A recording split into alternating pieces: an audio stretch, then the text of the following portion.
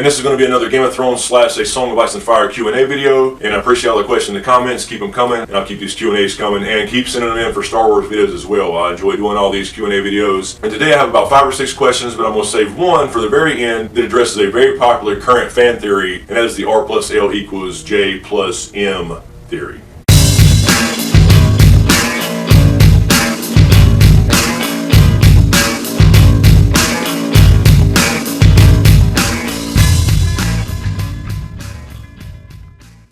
So our first question comes from Josie, and Josie writes, "Good video, mate. For your next Q&A, what is your opinion on the wildlings? I think they are so cool. They are treated bad having to live on the other side of the wall, and they get killed so fast it's so annoying. It doesn't give you time to know them. Do you think they will get to the point they'll become part of Westeros society?" So yeah, I think the wildlings are just that. I mean, I think there's been a lot of misunderstanding for the last 8,000 years or so, and I think Jon Snow put it best when he says they're just born on the other side of the wall. You know, you had this apparent truce 8,000 years ago at the end of the Long Night, and the humans that were just up in the air before the wall was built, however you believe that was built, whether it was by Bran the Builder as we were told, or by way of some kind of magic, perhaps even the others themselves, to keep man out, they essentially just ended up on the wrong side of the wall, and they just kind of formed their own society without the kings and lords and that type of thing. So I don't think they're any different from Westerosi citizens, so to speak. I just think with the lack of resources that far north, they were kind of forced to climb the wall and come around the wall and that type of thing and raid villages and stuff like that, which doesn't justify, because they did obviously kill a lot of innocent people, kind of George R. R. Martin's way and his particular views in politics, perhaps, on saying, you know, they're really no different from the people down here. It's just a different culture, so to speak. They all to come together, and that's where kind of the Jon Snow figure comes in as this kind of uniter versus divider, where he wants to end the conflict. He sees a greater struggle in a common enemy. Why can't we all just get along?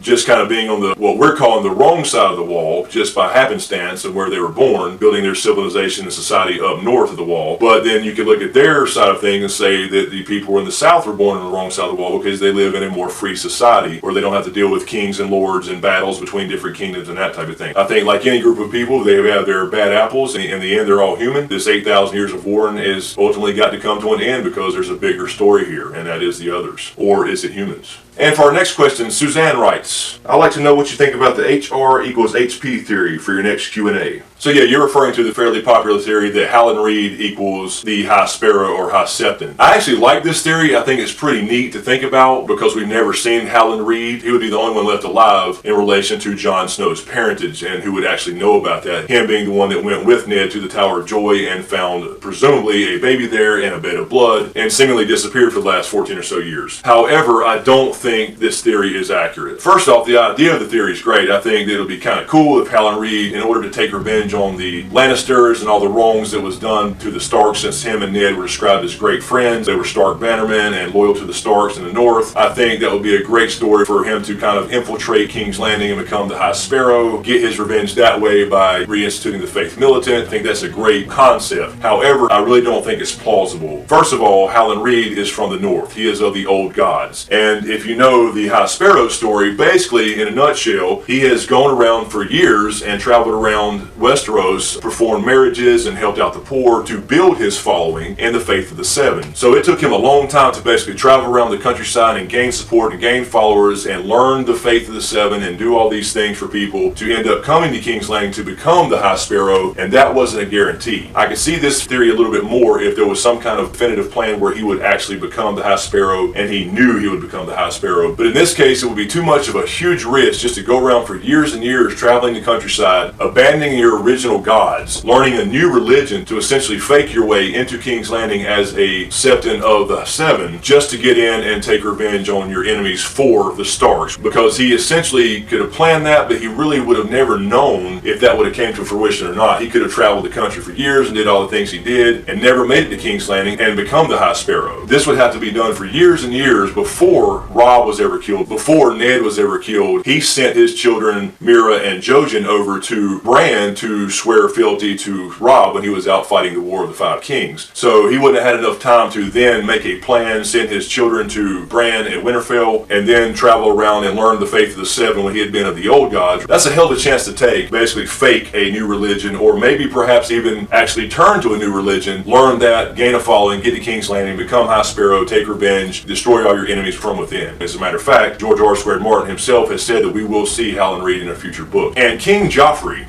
you bastard, writes, I'm kidding, Joff, I know you're not the real.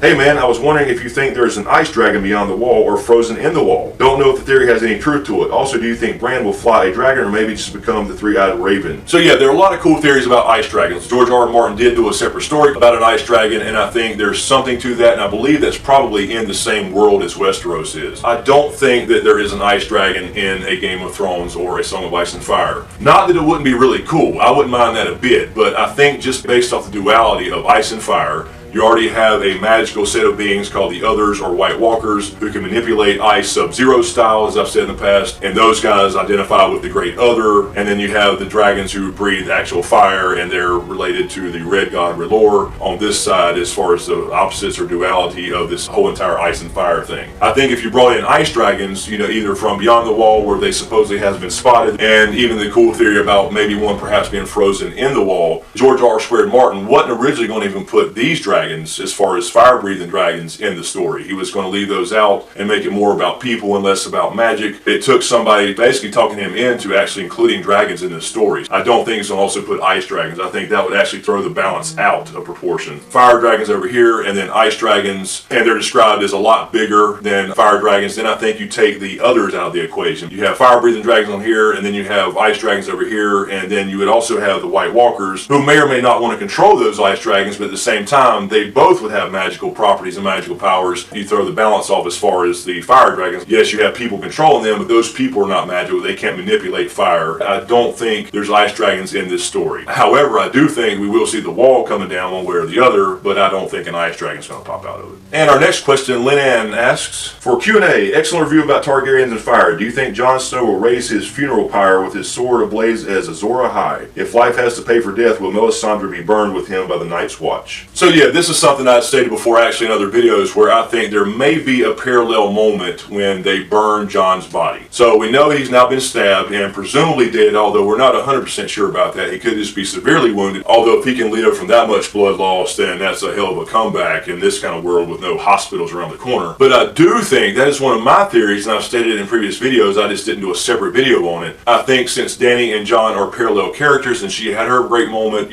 hatching dragons in season 1, one of my theories is as the Night's Watch burn Jon Snow's body, because they know now they have to burn bodies as far as what they've seen with the Whites. I had speculated that perhaps Jon Snow will have a funeral pyre scene similar to Dany's, and he will not burn, and perhaps Melisandre has something to do with that. Whether she knows in advance, we don't really know, or whether something happens while he's actually burning, and then she discovers that. There's a lot of speculation on how he could come back, but I do think there actually may be a scene very similar to Dany's, and that he will have a funeral pyre and will not burn. I think Melisandre has to be involved. Whether she's involved before they light the pyre or after, I can't say, but I do think that's the case. Now, as far as the sword goes, I don't really think there's a literal sword in this Azor Ahai theory. As a matter of fact, I don't think that Azor Ahai, as far as the prophecy itself, may actually even be true. As far as having to fit every little thing that this previous last hero or Azor Ahai had to go through. So it was said that the original Azor Ahai tempered his sword Lightbringer in the heart of Nissa, his wife, and that's when her essence and soul and fire or flame, so to speak, went into the sword, and he pulled out this flaming sword. But I don't necessarily think that's absolutely necessary. I think since we've seen Jon with a Valyrian steel sword that people call red swords or dragon steel, he's already killed a White Walker. It blocks their ice swords, and he actually killed one, so I think that in itself is enough. I don't think they need a literal flaming magical sword to shoot out laser beams or block blaster bolts from the White Walkers.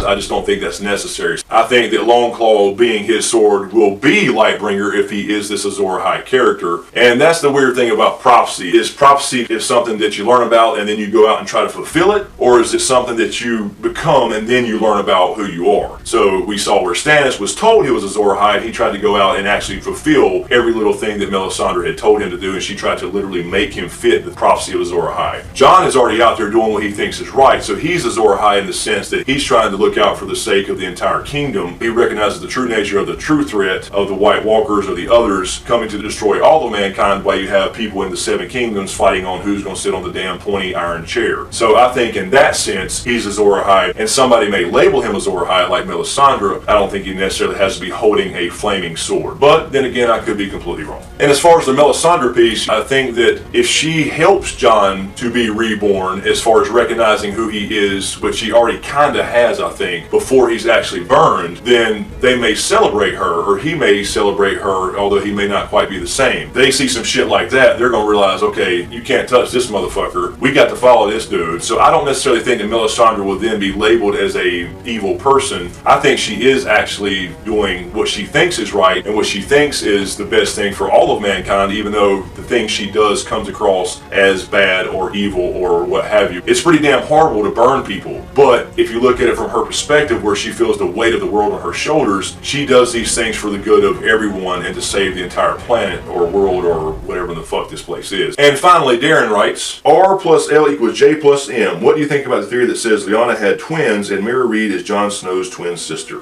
So yeah, this is a very popular theory right now, and I wanted to address this, and I kind of saved this for the end of this Q&A to go ahead and put this out there. I was going to do a separate video on this altogether, but honestly, there's not a whole lot to say about it. So I actually did do a separate video on the R plus L equals D plus J theory, where so many people have been commenting and messaging me asking me what I thought about them being twins, so I'll link that in the description below as well. But as far as the current popular theory that Mira is the twin of Jon, again, I think it's kind of cool, but honestly, I just don't see this being the case. There's really no reason for it. And as far as I know, the person who actually created this so-called theory, I believe was on Reddit, if I'm not mistaken, and I believe something was taken out of context or something was changed and people got that impression, but then he had deleted the post or something. I'm not sure. Maybe somebody can remember and fill me in on that, but I believe it was actually kind of a mistake. Anyway, to answer the question, I just don't think there's a lot of reason for it. First of all, a lot of people were using the show and the fact that Mira Reed and Jon Snow kind of look alike as far as the actors go as evidence to support this theory. You can't use that whatsoever. These are actors in a show. Everybody looks completely different from the way they're described in the books. Another thing is, this would suggest that when Ned and Howland Reed went to the Tower of Joy and found, in this case, Jon and Mira, that Ned took Jon back to Winterfell as his bastard son, but Howland Reed took Mira back to the Neck and pretended that this was his actual daughter. So why would he not claim that it was his bastard daughter? There would really be no way for him to say, oh, by the way, honey,